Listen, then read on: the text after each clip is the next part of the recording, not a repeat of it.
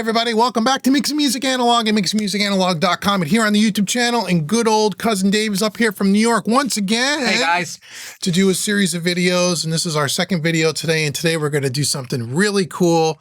This is a Vari-Mu stereo Vari-Mu compressor by the company RSE Audio. This is called the VMU-1 MK1 compressor. So say we're going to say that 3 times fast.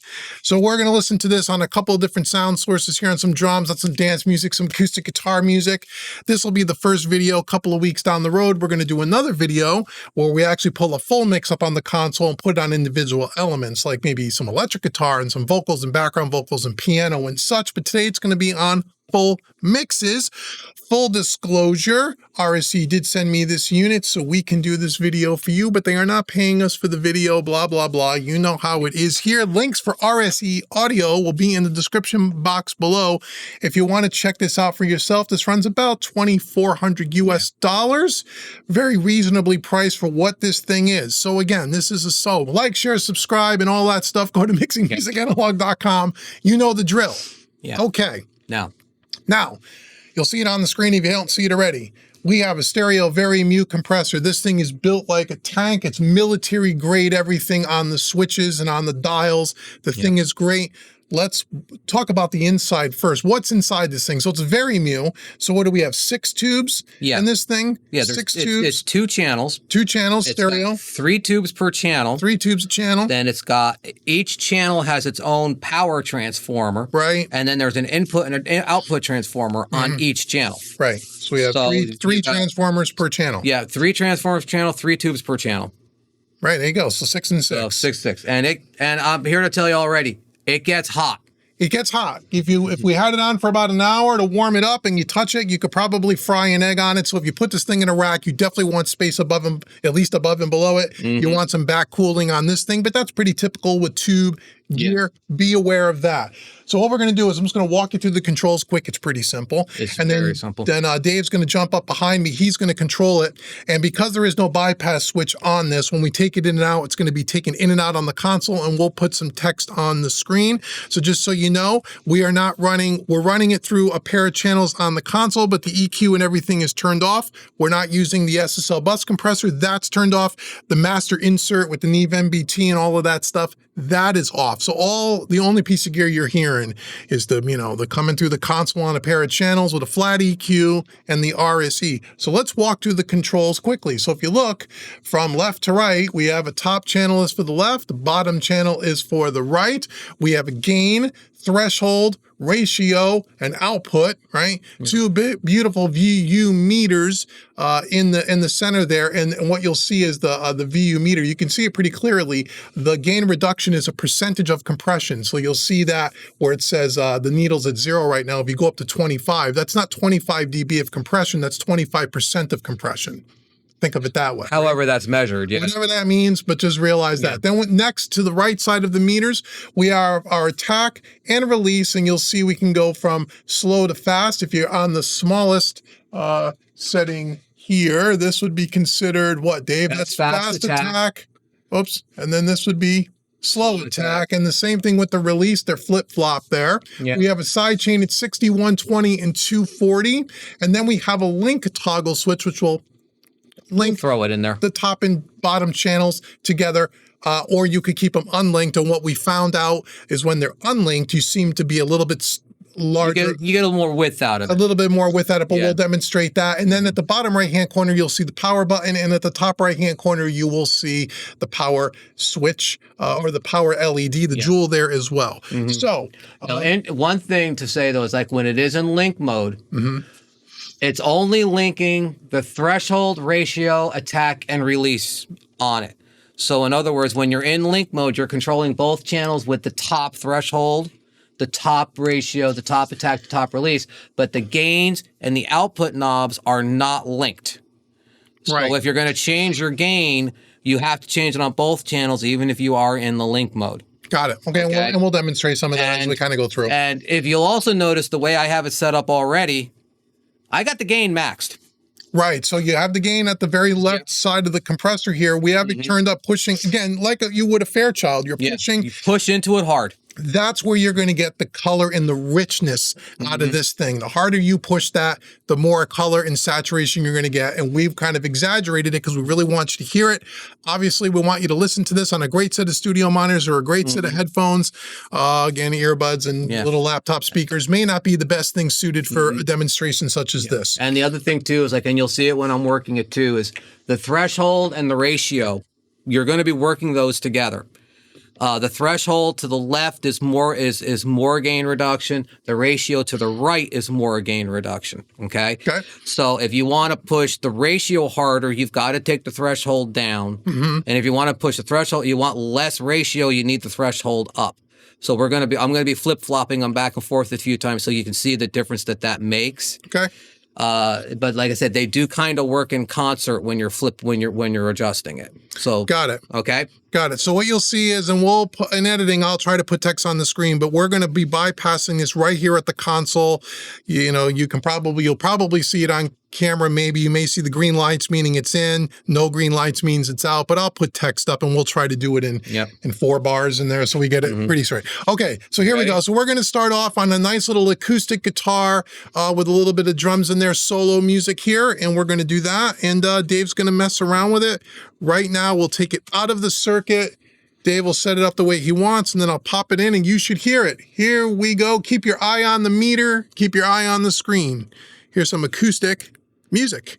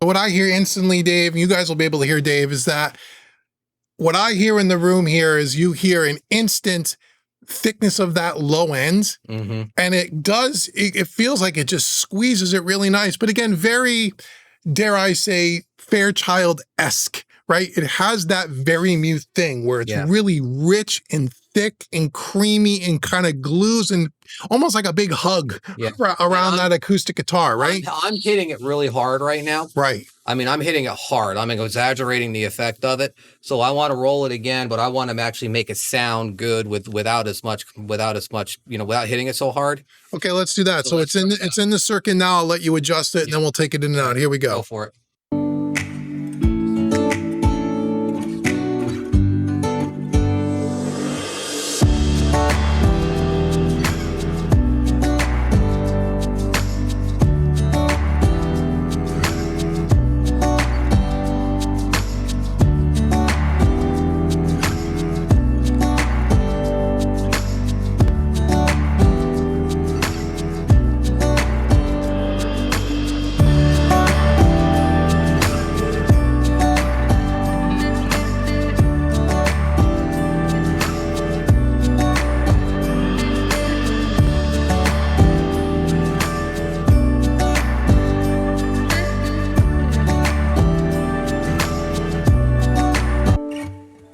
So again, now you're hearing about what, 25, 28% of compression. Yeah, that's more realistic. But it's again, it just has that.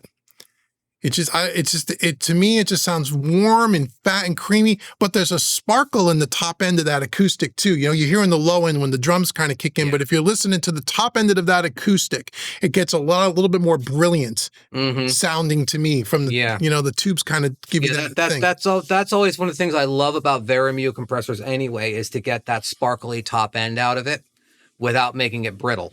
Right. You know, and that's what you're getting off of that, is you're getting a nice sparkly top end without that brittleness if you're pushing treble into it. Okay, why don't we do the same thing now? We'll just take the link switch in and out. You want to play around? Yeah, Okay, I'm not gonna change the settings. I'm just gonna flip the link. Just so you can hear it again, with the link switch out, when it's off, like it is now, it appears to be, the stereo image appears to be just a tad bit wider. But here we go. You can listen to that. You can watch the switch. Here we go.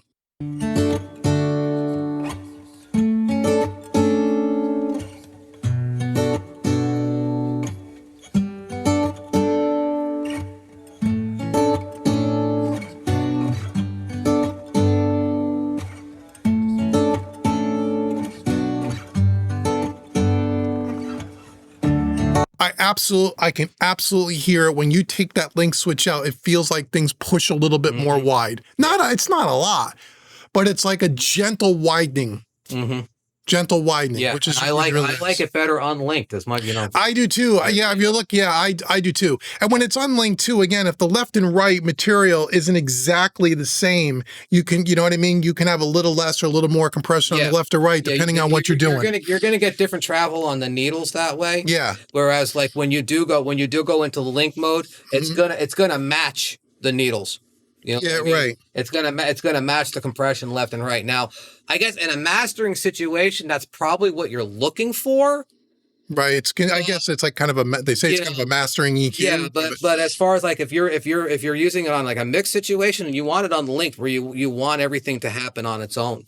I think so. But even mastering, I would almost prefer it that way, honestly. Yeah, but I mean, sounds really good. Anything else you want to do on acoustic, or do you want to move over to the next screen? Let's move to the drums. Okay, so now we have here basically just a drum groove. Let's solo this up here, and okay, we'll let Dave just mess around it for a second, and you tell me if you're ready. Go for it. So here's just a basic drum groove. Here we go.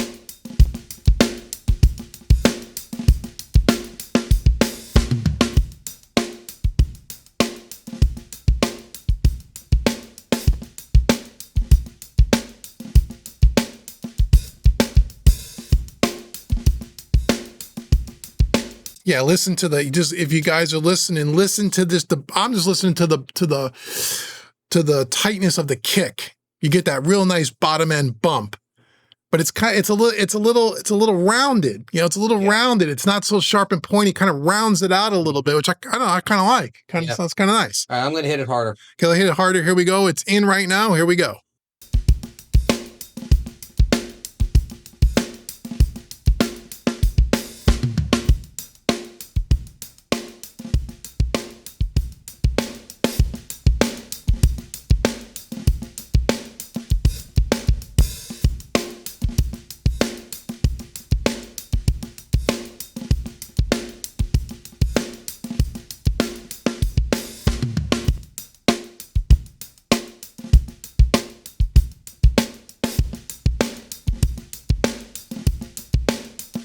Listen to the sustain of the snare. Don't touch anything there, Dave. Let's just listen to the snare drum. Yeah. I'm going to start with it out. It's a lot tighter. It doesn't, the sustain isn't there. Listen to when I bring this in. Listen to what the snare drum sounds like.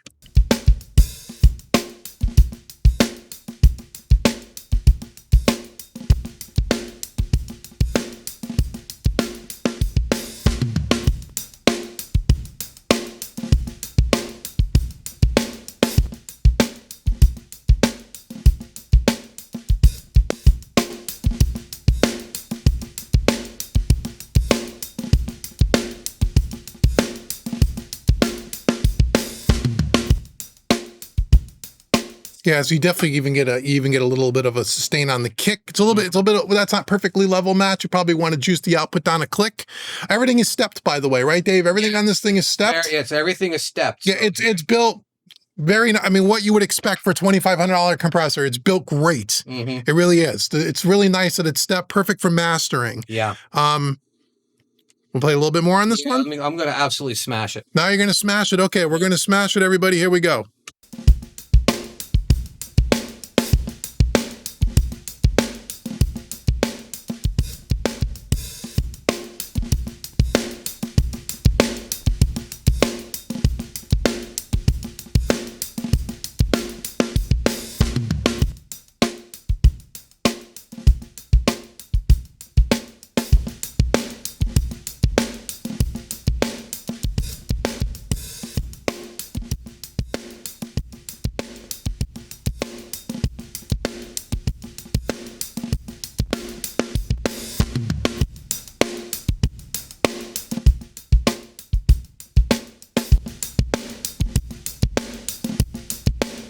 Yeah, what Dave was just saying, he's right. That's not really how I would use it in this case, but if you're looking for a parallel crush, that's one way to do it. I mean, you can. You can. What's nice about that is when you're using that, when you're hitting it that hard, it's not smashing the top end. No. It's kind of giving us a little bit of grit on the bottom. It's gritting up on the bottom, but it's leaving that top end open. So like if you if you're using it, I mean, I wouldn't use it as a parallel drum compressor. No, but you just showed showed the versatility of it, of what you can do with it. It can do some stuff. Okay, let's move over to the last thing we're going to move over to, which is kind of a dance track with a lot of low end in it. This, done in a very subtle way, I believe, this will really give some thick and richness to the bottom end of what you would maybe want to kind of do in a dance track. So once Dave's ready here, I'll go ahead and we'll play this. Go for it. Here we go.